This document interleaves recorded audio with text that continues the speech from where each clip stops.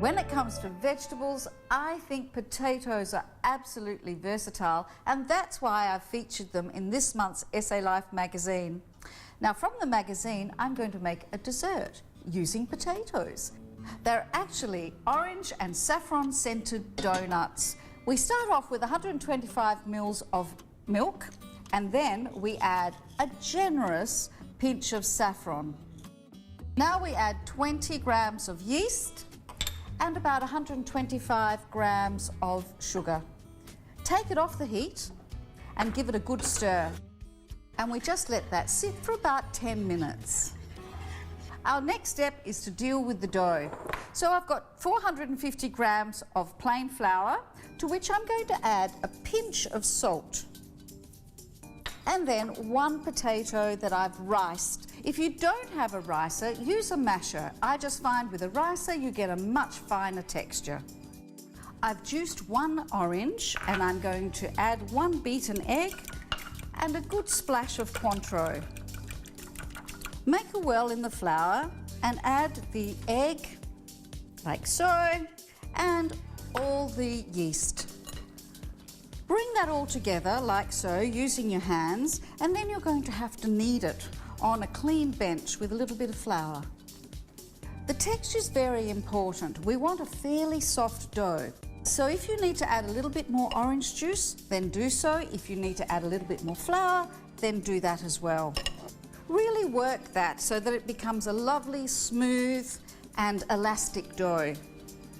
Well, that's my 8-minute upper torso workout, and look at that. See, it springs back, and we're going to pop it into a bowl that's just got a little bit of olive oil down the bottom. Flip it over so that the oily part is on top, and then we're going to cover it with Glad wrap. And I've always wanted to say this. Here's one I prepared earlier. This has been proving for about 2 hours, and it does need that length of time because it's got milk and orange juice in it. I'm going to roll these into walnut-sized shapes and just roll them in a bit of flour. You can see the difference between these that I'm rolling now and these others that I rolled about 20 minutes ago. They're already doubled in size. This recipe makes about 30, depending on the size.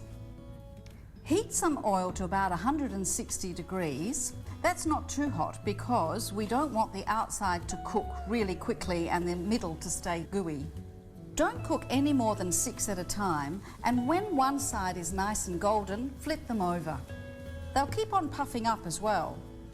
Keep an eye on them, and when they're cooked, drain them on a paper towel. Because they're donuts, we're going to roll them in caster sugar, to which I've added some dried orange zest. I've just zested it and left it out at room temperature for a couple of hours. The unfortunate thing about these is that they must be eaten on the day that they're made. They're so delicious that way, and even better if they're still warm.